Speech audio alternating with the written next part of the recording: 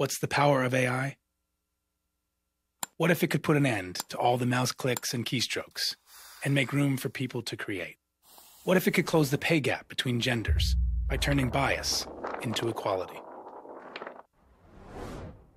What if it could help the blind achieve more by using sound to give them sight? What if it could help cruise ships become more clairvoyant and car makers be more collaborative? What if a single collaboration between humans, birds, and AI could lead to conservation? What's the power of AI? It's infinite. But it has no perspective of its own, no point of view, no purpose, until people put it in motion, turning imagination into reality. Accenture. New. Applied now.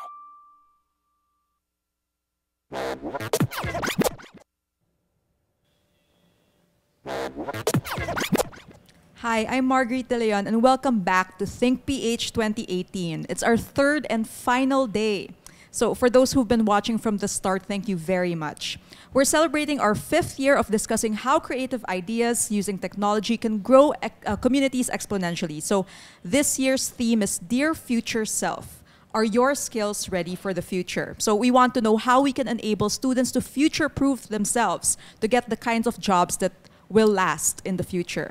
So during our past 2 discussions, we delved into what students must be in the time of creative destruction, as well as their potential in the Philippines' future in a creative economy. So on the first day, we talked about the importance of the human factor when it comes to our tech-driven future. And on the second day, we emphasized how creative careers should no longer be stigmatized. So for our third and final Think PH roundtable, we'll examine whether our education system needs rebooting. It's a big question. So for those of you watching here live, use hashtag ThinkPH on both Facebook and Twitter. If you have any questions for us, we'll try to answer them here live. So thank you also to our ThinkPH partner, Accenture. So as developments in our world move at an unprecedented pace, there are many questions about whether our schools are able to keep up. So what are the gaps? What must students do given the available resources we have here in the Philippines? So for the third and final roundtable discussion for Think PH 2018, we explore the big question boggling many parents' minds. Is our education enough? If not, what changes must be made? So we have our panel today. Welcome. Joining us today are Peachy Paking, Chief Connector and Mission Controller at the Just League.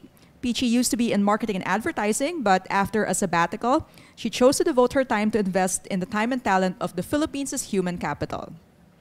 We also have Yael Buencamino, the Executive Director of Arete, Ateneo de Manila's Creative and Innovation Hub. She is also a lecturer at Ateneo's Department of Fine Arts and a coordinator of their art management program. And then we have Michelle Aventajado, Country Director of Best Buddies Philippines.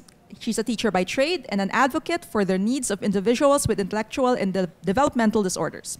She strives for their further inclusion in education, the workforce, and society.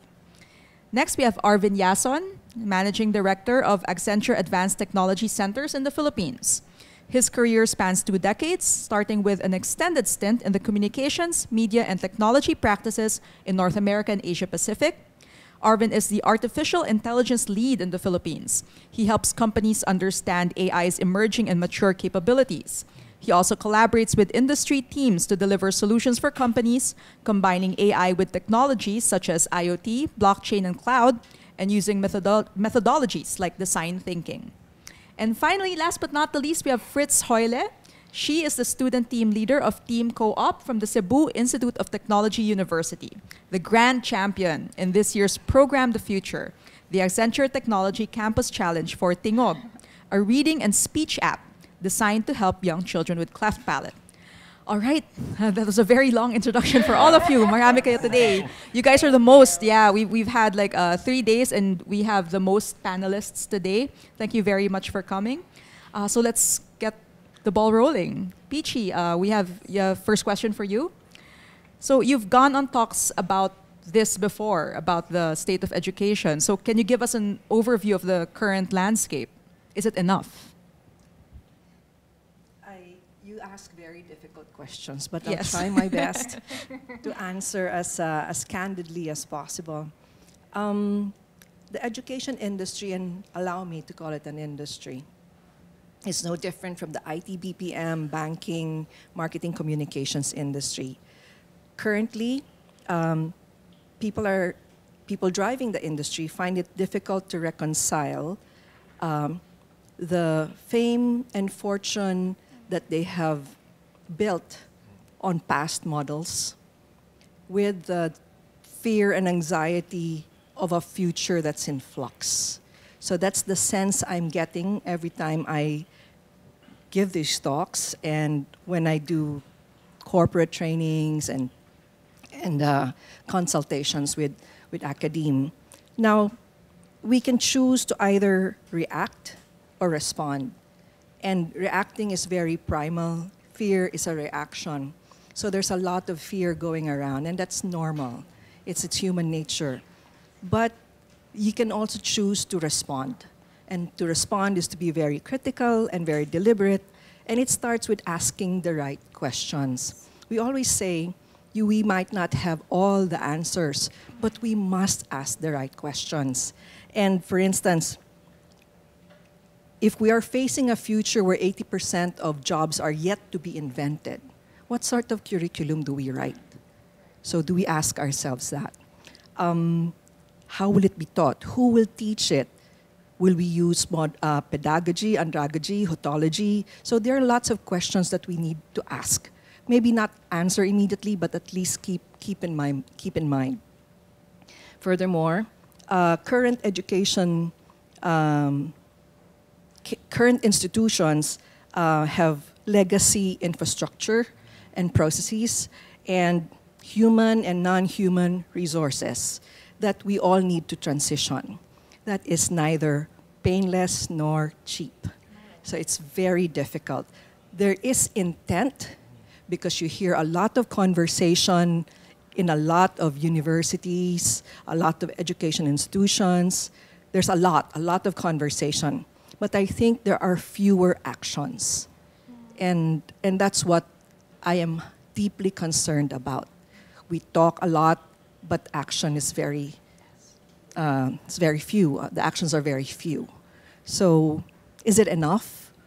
Well, I think the reason why, let me ask, is it enough? No. Okay, let's just go straight. No, it's not enough. And the reason why I say that is because I think we are lowballing the speed, scale, and scope of disruption.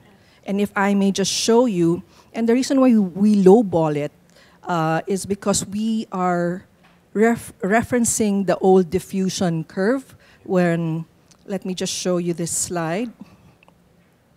In the past, we would have the bell curve, but technology has given rise to a new kind of model, and this is an Accenture model in 2015, and this is called the shark's fin.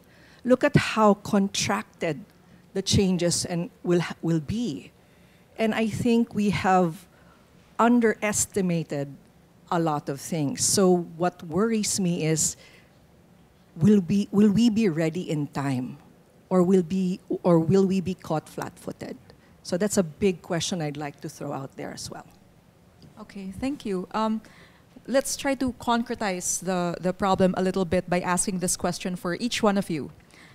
So which part of your education, be it from elementary to college, can you say with absolute confidence you were able to apply after you graduated? Let's start with Michelle.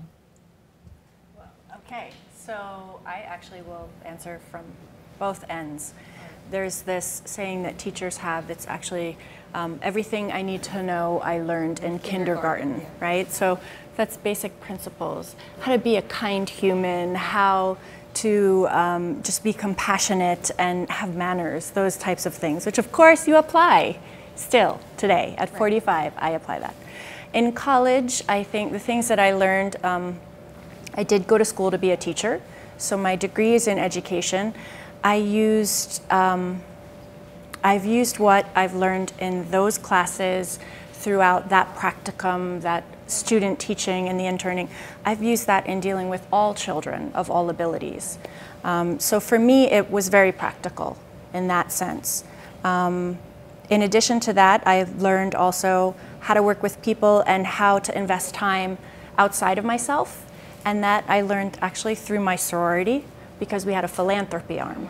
So there was always a cause that we had to invest time in. We had to learn how to fundraise, which of course helps me now in my foundation. And we had to learn how to bring people together and create awareness. So because my path ended up going that way, then yes, I've learned something from as early as kindergarten that I've applied now. And in my foundation work, quite a bit for the kids and just the philanthropy side of it. This actually goes back to our discussion in the first roundtable, where the importance is really in the human connection. Yeah. Like no matter what kind of schooling you go through, it's really the human interaction and like resourcing people. Right. That is the most important Right. thing you get from it. Yeah. So next is Fritz. Yes. You are not yet in college, or you're I'm still a in fourth year college? graduate. All right, all I'm a right. fourth-year, CS student. Right. Oh, so what have you experienced so far? My team, we've known each other since high school. So one of the lessons that we always apply when we actually do projects or team projects is that to always give each member the right to actually speak their thoughts and to be able to deliver them, and to try and to listen and understand what they're trying to point out. So a session must not actually end with someone that wasn't able to share their idea. So I guess I believe that this is very important when we do projects, especially when we joined Accenture Program The Future 2018. I believe that we had a really good teamwork and effective communication, that we were able to actually deliver what was expected from us. So everyone from the team knew what they had to do to move the team forward. So I guess that's one of the lessons that up until now we actually apply in our project development in school. Yeah, it's cooperation, really. Yes. Yeah. How about you, Arvin? Yeah, although I work for a technology company, upon reflection, what I learned 20 years ago in Ateneo, from a technology standpoint, it's no longer relevant. What I've carried forward is the ability to really learn quickly, because of, again, Peachy's point, right? The curves are tighter and higher, and technology is really changing at a very fast pace. Languages that were in vogue last year are outdated this year already. And it's really served me in my role to be able to jump from one technology to the other. I think part of it is the collaboration aspect also. In Ateneo, I was in a major that had a lot of group projects. And that ability, to Fritz's point of understanding what are our strengths, and will play to our strengths, but also give the opportunity to explore other skills. I think that really helped me in university. But lastly, I think I think one aspect that's been underserved, and again to Peachy's point also, when you take a technical major, I think there's a lot of emphasis on the technical content. But what's going to really play a factor in what's helped me in my career also is the ability to be a creative genius. It's really about being able to figure out something that's just about to be hot, and then figuring out how do we apply that to the business. Or also empathy and listening to a client and understanding what their true problem is and finding the right components of the solution. So that creativity I learned back in high school, quite honestly. I had very tough teachers in the school, Mandaluyong, and we were asked to write term papers pretty much every quarter. And I really just had to write a lot of narratives, create outlines, bring in lots of different elements. And upon reflection, it's really served me well over the last few years in Accenture. Yeah, that's great. Something we discussed yesterday during the importance of creativity discussion is that you should be taught how to just keep creating, to keep trying, to keep learning, as opposed to focusing too much on perfecting a skill. The one key term in design thinking, fail fast. Because you actually succeed faster by failing faster. Right. Yeah. And Peachy? Oh, me. I went to fine arts, so I thought I will have absolutely no use for math, right? It turns out, and I'm so math averse. Everybody who knows me knows that. Turns out, one thing I've learned in grade school, which I carried throughout my career, is ratio and proportion. Ratio and proportion when you write copy. I started as a copywriter. How much hard sell, how much soft sell. Ratio and proportion when I became a planner. Market segments, opportunities. Ratio and proportion when I ran a business. I became CEO. Staff cost ratio and other cost ratios. Yeah. And ratio and proportion when I became an academic. Now I'm trying to figure out what's the responsibility, the social and moral, ethical responsibility of corporations in terms of upskilling in the age of AI. And I am coming across ratios and proportions again. So I thank you to the three of them for calling out soft skills and life skills, but in terms of hard skills, that math subject stuck with me all throughout my career. Great. And finally, last but not the least, the art educator, Yael. I didn't take an art course when I was in college because there weren't many in Okay, Ateneo that's when interesting. I was studying there. Yeah. I actually took legal management because management is what you generally take when you don't know what you're going to do and you want a job, right? I have to say, while I didn't enjoy accounting and things like that, at least today I don't freak out when I see a spreadsheet. So it helps me deal with things like that. But what I did appreciate most about my college education was the art appreciation classes that I managed to take under Eric Torres, who was the director of the art gallery at that time. And I think that really, I kind of thought I wanted to work in the arts or to take art history, but I wasn't sure about it before getting into college. And when I took that in my third year, I thought, okay, this is what I want to do for the rest of my life.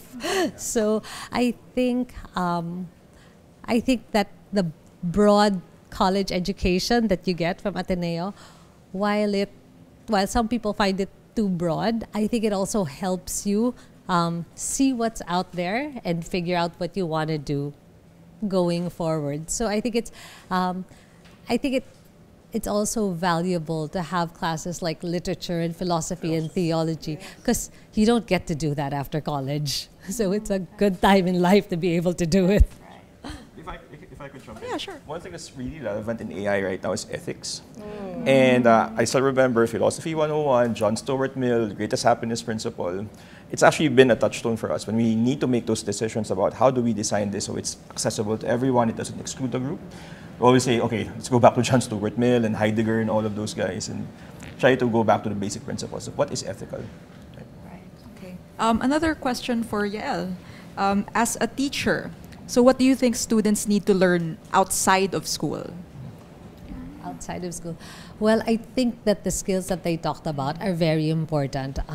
Resilience and what you mentioned about failing fast. I think that it's important for students to realize that they don't need to get it perfect. As long as they're able to learn from their mistakes, I don't think they should fear failure too much because it's a marathon. I mean, you fail a test, you do better the next time. I think that kind of resilience and adaptability is very important. Speaking of adaptability, Michelle, you are in special education. I mean, you're involved with that, yes? So what are the new technologies or practices that promote inclusivity in schools that you've observed and used? Well, there are physical applications. So here in the Philippines, there are many schools that don't even have wheelchair access, right? So if you're talking about including everyone, as every child has the right to an education, those simple accessibility is important. On the other side, there are apps like what we have here. I know my daughter, as she has Down syndrome, so I use apps for her, just even in setting things up for her, life skills, learning how to go to the bathroom. I mean, there are apps for everything really for the kids now. And also giving students who cannot make it physically to a school, there are online classrooms There are ways that they can even, I know lots of my friends even homeschool for different reasons, but there are different ways that students have accessibility to education. Whether or not that education is balanced and equal to the education that everybody else is getting, I don't believe that's the case. So,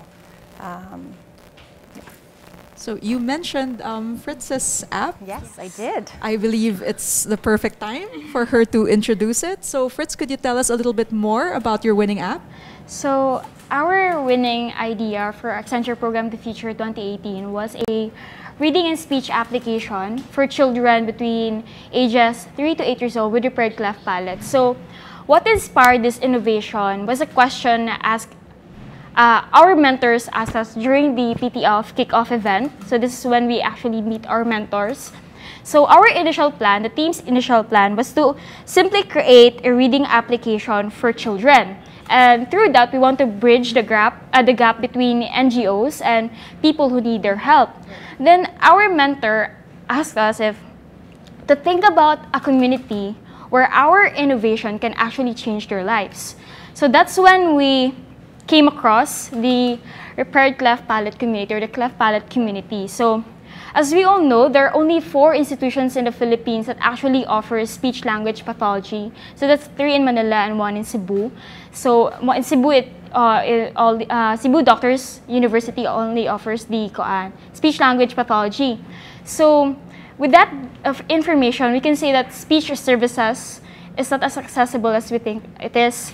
So this is why we developed Tingog. We want to give, or we want to offer speech services to those who need it most through integrating emerging technologies like artificial intelligence, offering optimized learning experience and accessibility to the user. So this is our application. So this is now available on Google Play Store.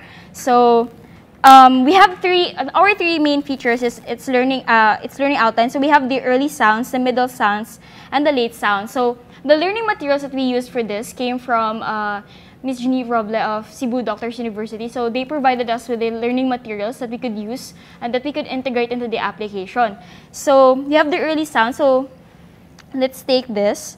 So we actually chose the sounds that we thought that the kids it takes them time to actually to produce. So we have the ba and the pa for the early sound. So for that, let's take the ba.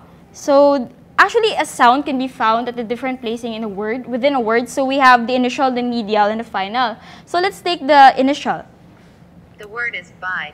Now it's your turn to try. So it's actually that. So the sound is found at the first part of the word. So for example, I have to pronounce bye. So let us assume I am a kid with repaired cleft palate. So my.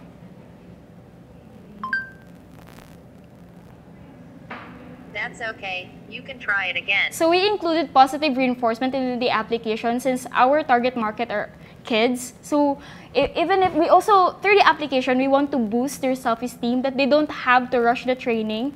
Okay, so this is the training module of the application. So we want to instill their minds that they don't have to rush the training. They can take their time to actually learn the words that is included into the training module. So it actually tells a child what the application got from them. So instead of the word buy, the application got mine, and it actually flashes into the screen so the child can repeat it again and again. So there's actually a repetition of word into the application. So that is the training module. So the child can also listen to the word again. So in cases that he or she forgets how to pronounce the word. Bye. So it actually has a listen Bye. feature. So after a training module, so there's actually a test, a reading checkup test. So we wanted to check if the child actually learned from the training module of the application. So we have the test feature. So the test feature this is where the reading comes in. Since the training module, this is where the speech actually comes in. So in the reading checkup test, so we have specifically, the books that we integrated into this are books specifically written to improve the speech skills of a child with cleft palate. So these books came from a series written by the Leaders Project. So the Leaders Project is also a professional organization that is actually dedicated. They've been writing or they've been preparing modules or books to actually help kids with cleft palate. So we integrated this into the application.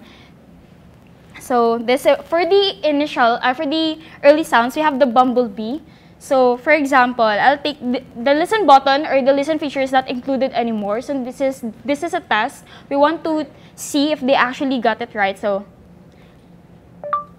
bumblebee, bumblebee, banana bloom.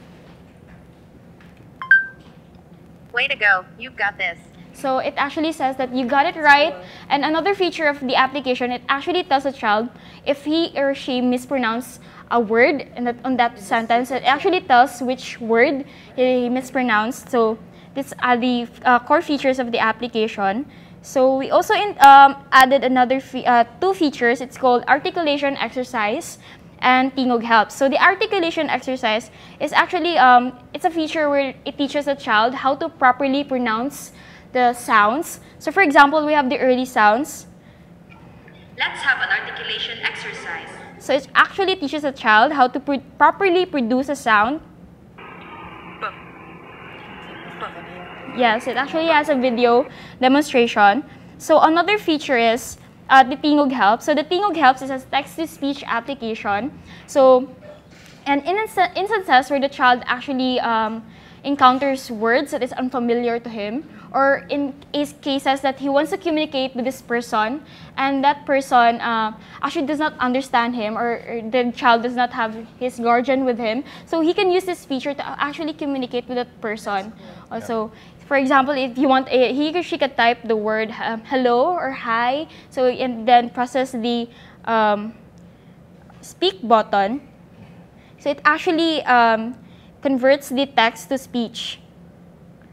Hi. So it's actually, the child can use this feature. So right now, the application it's now working with Smile Train organizations. It's an organization that is also dedicated in helping kids or adults actually with cleft palate or cleft lip. So yes, it's our application. That is so awesome. Yeah. Congratulations. It's you. really awesome. It's called Tingog, and it's available on Google the Play Google Store. Play Store. Okay. Now, from the academic side, we move on to the corporate side a bit, Arvin. So my question for you is, for a tech-driven company, why do you put a premium on talent, on human talent? We touched upon it earlier, because technology will always change. But learning agility, that curiosity that we try to inspire in everyone is important. It's the more important resource going forward. Again, the technologies I used when I was a developer 20 years ago are mostly outdated now. But again, it's this ability to reinvent myself and my team that makes us successful. Yeah. How do you cultivate this talent within the company? I'll build on what Pichi said about proportions.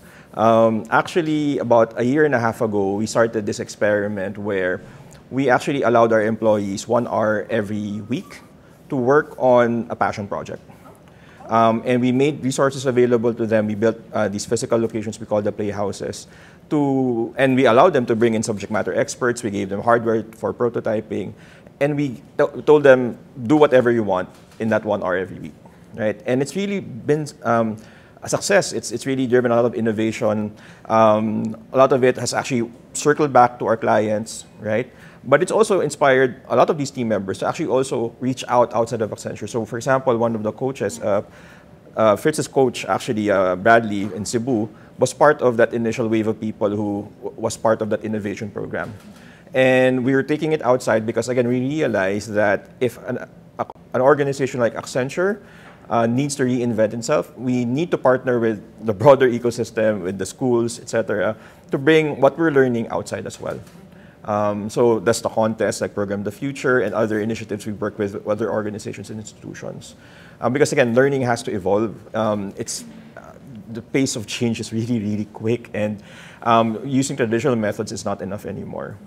And what we were learning is that maximizing online courses also not being afraid to reach out to startups, not being afraid to reach out to subject matter experts who might not be in Accenture, and bringing them together with the academe, it pays off for everyone. It's a win-win for everyone, really. Yeah, so it's great that corporations can take part in that, but it's also important that the government itself participates in that too, right? So, Peachy, in our first discussion 2 days ago, Paulo Mercado shared that the country really needs to invest in our youth's creative potential.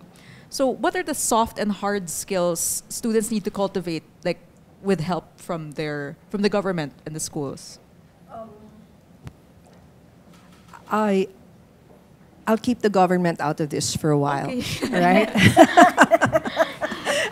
And I'll just show you something I've found when I was trying to prototype a K-12 curriculum. Okay. It seems like there's a gap in 11 and 12, and we're not preparing them well enough for either employment or college yet.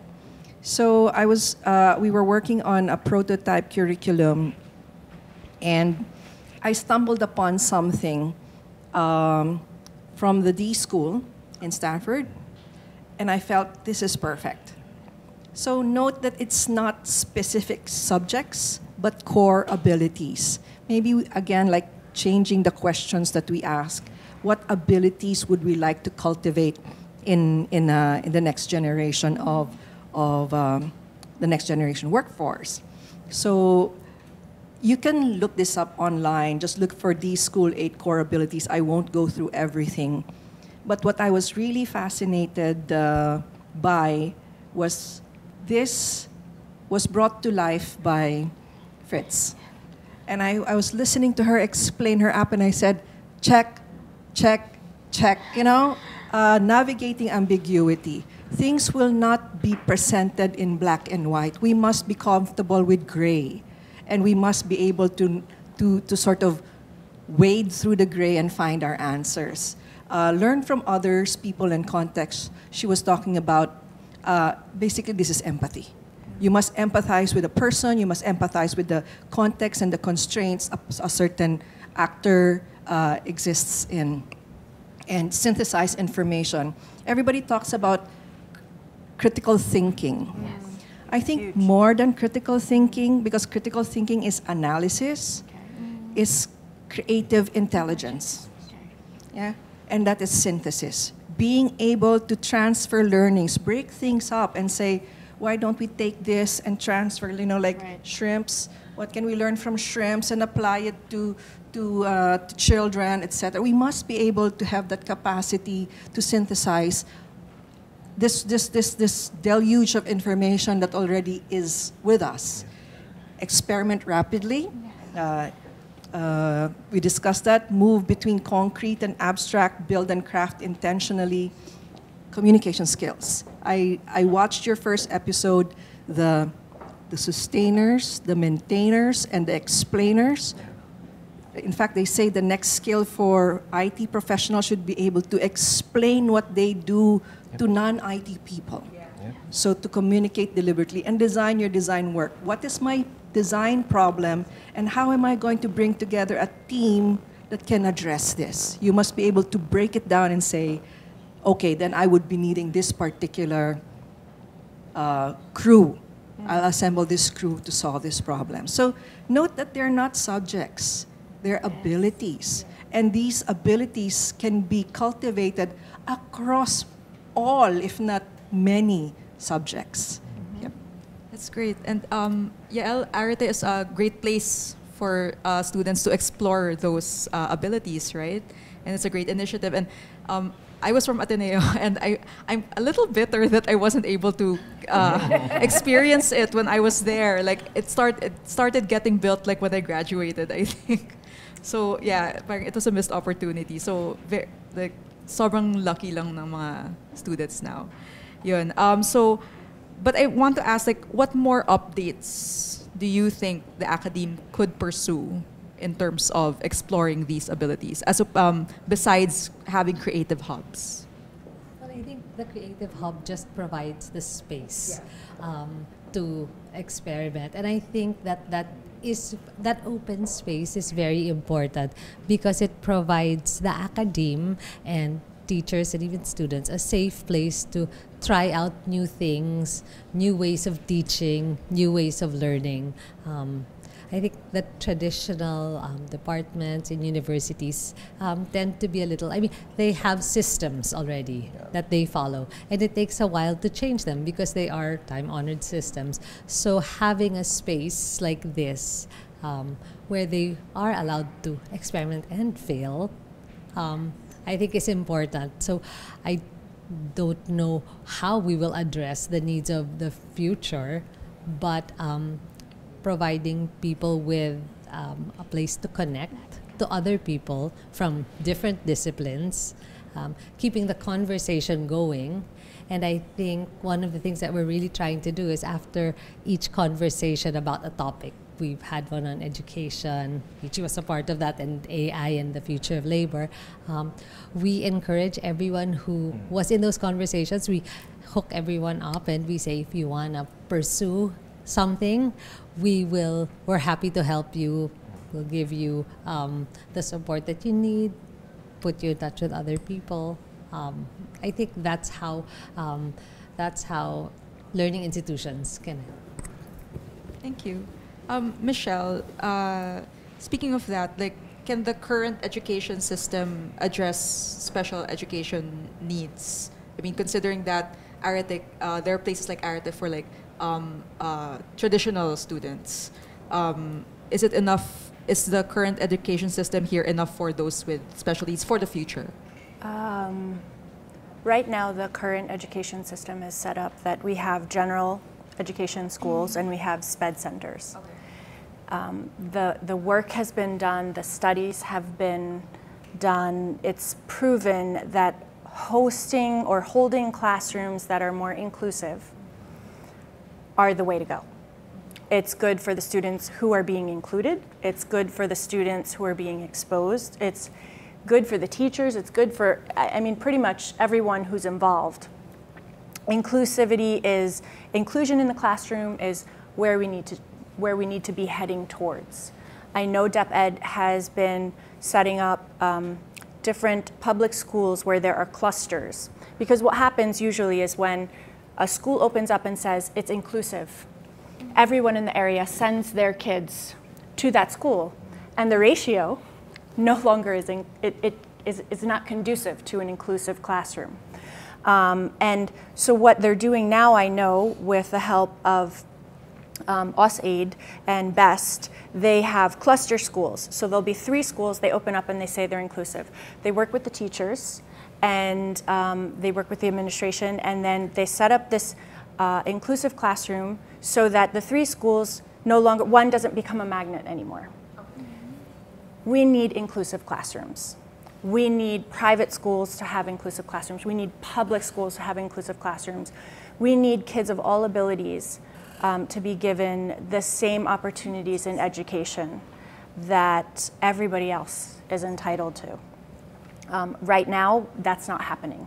Is there a move towards that, even at the elementary level? There is.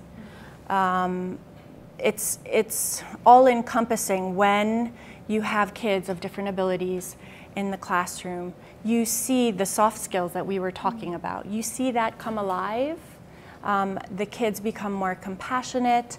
The kids are more helpful for one another. Not to say that their competition is good, but at the same time, when you have an inclusive classroom, the benefits far outweigh any kind of exclusive education where, typical kids are in one classroom. We have now De La Salle College of St. Benilde. We have the Center for Inclusive Education there. They actually have staff who are there to support the kids with different abilities or who just need a little bit of help. Because even if they are able to get through this education system, the traditional education that is offered, once they get to college, they either sink or swim if they don't have that support. So I know Centro Escolar also has a program in place. There's a 3rd college, but right now, so you said there are 3 colleges that offer speech path. There are 3 colleges that actually offer support for that's inclusive. I have hope. I have great hope because I see people on the ground doing it. My programs for Best Buddies were in public schools and private schools. So I know that there's passion there for the teachers.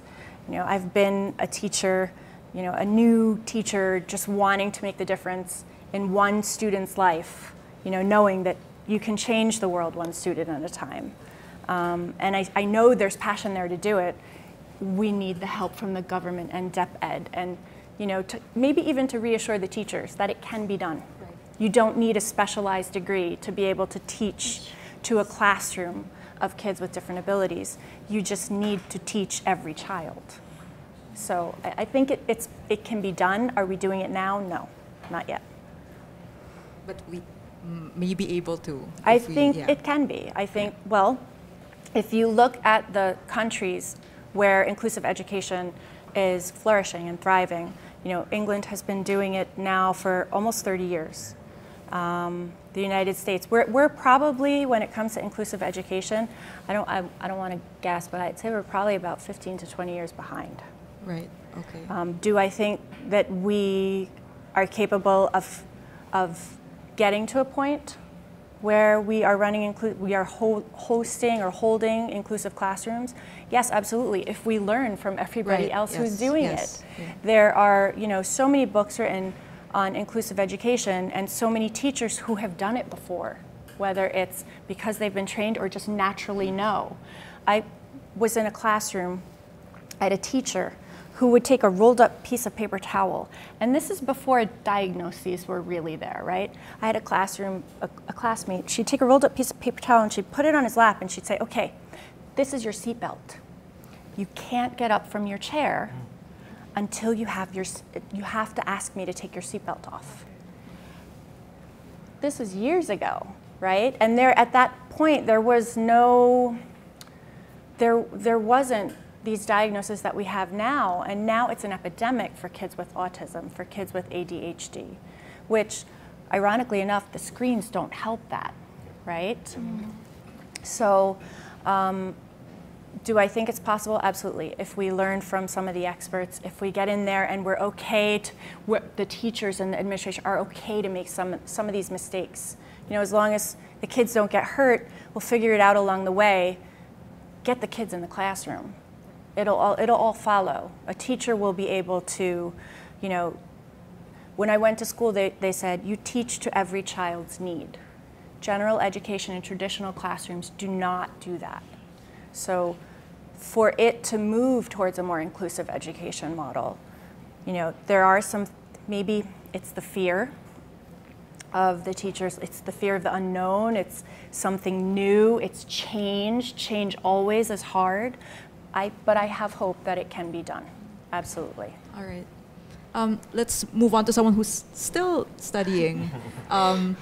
So you have like a very close view right now of the discussion we're having. So what do you think, Fritz, what do you think education needs to do to create more students like you and your colleagues?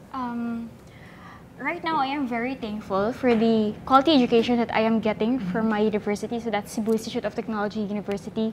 So as a computer science student, aside from having a solid technical skills, I think it is very important. Aside from one factor of our school is that they really support. We have a very strong academe and industry linkage program. So there's this a chance to actually apply the skills or the learnings that you get from the lectures, from the lessons that you get at the four corners of your classroom, and you get to apply this into the real world problems to be able to solve this, to be able to apply these learnings to address a social issue and to be able to answer it and to be able to actually change lives through that. So I think there's actually no problem for me, and it's just that I think there's just a need to actually, school needs to actually support the application of skills of every student, like especially for Accenture program The Future. We're very thankful that our school actually had this full support, that we had a chance to showcase our skills. And I guess as a student, we also have to do our part because the school can only do so much. So as a student, we must do our part. We don't have to wait for the teacher to actually spoon-fed the skills to us. So we have to develop some on our own. So it's okay to fail. It's okay to fail, and it's okay not to be perfect all the time. So I guess that's what I want to convey. Thank you. We have a social media question. It's about the effect of all of this on the economy. Like there is a bit of a gap between, because we are a developing country and we still have a long way to go in terms of that. So there definitely are challenges when it comes to that. How do you see a solution to that economic gap when it comes to learning these abilities as opposed to just like raw skills? Is anyone willing to answer? Can anyone know? That's a great question. I'll start. Arvin. I think a lot of people look at technology as right now, because of security issues and data privacy concerns, as technology is evil. But I think what we've been trying to do, not just Accenture, but all of our other partners in the ecosystem, is trying to show again the positive side of what technology can do. So that's why we sponsor contests like Program the Future. That's why we also encourage the academe to learn from us also. I think technology can be a great leveler, actually. Yes, there's a problem about screen time, unfortunately. But a lot of the training content that we use internally in Accenture is actually available on the internet. And all it will take is a smartphone and a reliable internet connection to actually learn a programming language within a few weeks. So it can be a problem, but I think it is also a great leveler. And I think where we need to do a good job is actually guiding and working with the academe to actually point out what is the content that is relevant. What are the skills that we will need to build, not just from a soft skill standpoint, but even from a technical standpoint. And yeah, yes, there will be challenges, but you look at success stories, like Africa has a vibrant startup community. And that one of the key enablers, to Peachy's point, is actually the access to the internet that has dramatically increased over the last decade in Africa, for example. So yeah, I think technology can be a great leveler. We do need to remain in touch with our human side to make sure that we are solving the right problems, that we're not creating more problems along the way. Also, again, the app, great example from Fitz's team, right, where there's a need. They created an app in 3 months, right, which could definitely address the needs of the cleft palate community. And I think there are more examples out there that have yet to be found and scaled up. We are about to wrap up our discussion. I wish we could go on longer, but unfortunately we have limited time. So I want to ask a question for each one of you. Since our theme is Dear Future Self, the question would be, what do students need to ask their future selves? Who would like to start off? I think. Sure, yeah. You would know. So, as a student right now, as a graduating student actually, right now we're actually in an era or in a time where job offers don't actually knock on your door. So you have to work for it. So what I'd like to say to my future self and I'd like every student out there to think is that it is very important that what you're doing right now is your passion. You have to love what you do. It has to be, when you do the thing, it has that feeling, that satisfaction that you get. So each student right now must think that, is this what I want? Do I love what I am doing right now? Because in the future, if it's not what you want, it's just you who will regret it, because there's this feeling of void that you won't be able to get this satisfaction or this feeling that I'm actually doing something in my life. So I want them to think about their passion right now. If they're actually if they have chosen their passion instead of choosing someone else's passion. Thank you. Anyone up next? Yael? Okay, everyone's looking at I think you're very lucky that you know what your passion is. I also think there are a lot of teenagers now who are not so sure what they're passionate about. I'd like them to know that it's okay and that you can experiment and see different things, and that's how you will find what it is that you're passionate about. I think the thing is not necessarily to find what makes you like immediately happy, but maybe like what you do, you have a goal, or you have something that you'd like to solve, or something, maybe a social problem, because I think all universities now make their students try to solve social problems depending on whatever field they're in. And I think that thinking about the other, I think that will help drive people to want to do something, because you're thinking of helping someone else or doing something for society beyond yourself. Thank you very much. Can I build? So the passion and then the purpose. I think also to keep in mind, if I was to talk to the students out there, that in real life you end up changing careers somewhere around 3 times, right? Mm-hmm. The career you may start out with might not be the career you finish with. So to build also, to be able to adapt and kind of roll with the punches. So it would be the passion, the purpose, the ability to help others. Of course, whenever you're doing something, if you're helping someone else in the process, that's just that much more satisfying. So for me, my advice would be to tell the students also not to be so hard on yourself, but if you find something that you're okay with now, that's okay too, because that might change. And if it changes, that's okay too. Nothing has to be set in stone, I think. I actually wrote it down. Oh, wow. It was very important for me to get this right. Okay. So, dear future self, how might I learn, unlearn, and relearn quickly, given that I will go through numerous reinventions on my journey towards a meaning-filled and empathy-propelled life? There you go. Summed it all up. I hate to follow that. I'm so sorry, Arvin, but you will have to end this on the highest note possible. Can I write code?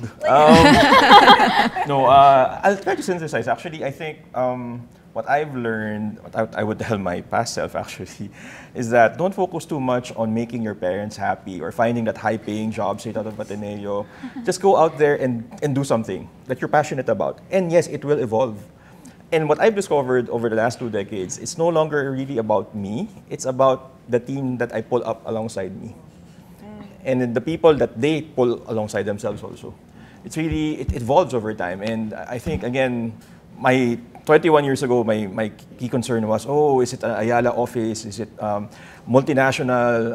And how much will it pay entry level? My entry level salary, I don't even remember that anymore. The money will come if you're successful, if the team is successful, right? But at the end of the day, money is a side benefit. It's really the ability to pull everyone up and make everyone successful. Great. That's a very high point to end the conversation with. And with that, we end our final roundtable for Think PH.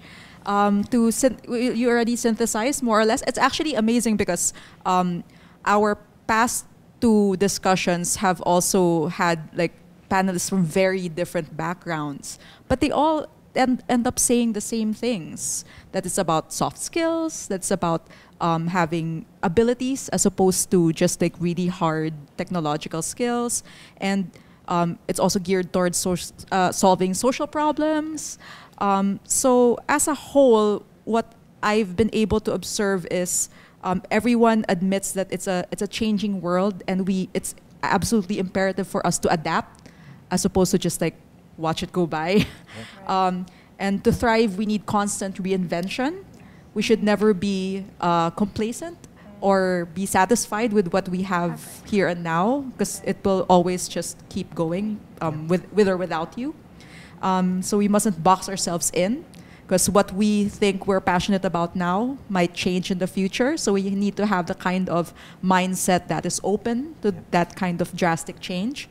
And we need to be creative and encourage creativity, not just within ourselves, but with our peers and with our classmates. So education is not a simple straight line with a beginning and an end. We have to change our system also to embrace this complexity that learning really is. So that's that. And thank you very much again to our panelists. We'd like to thank our partner, Accenture, and thank you to LBPI International Design and Indie Events for our awesome ThinkPH setup. For those who want to catch this session and our previous sessions, you can find it on our Rappler site and the Facebook page.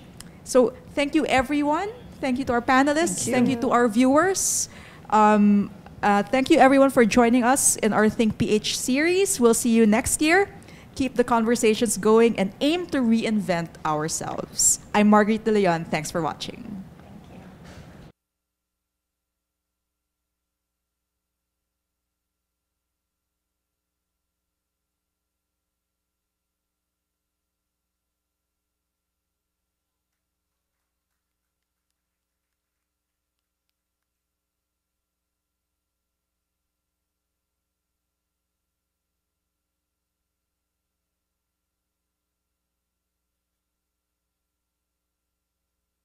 What's the power of AI?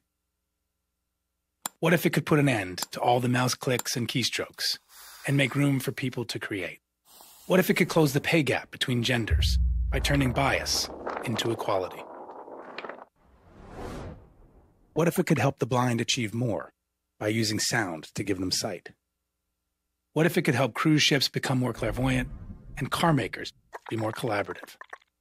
What if a single collaboration between humans, birds, and AI could lead to conservation? What's the power of AI? It's infinite. But it has no perspective of its own, no point of view, no purpose, until people put it in motion, turning imagination into reality. Accenture. New. Applied now.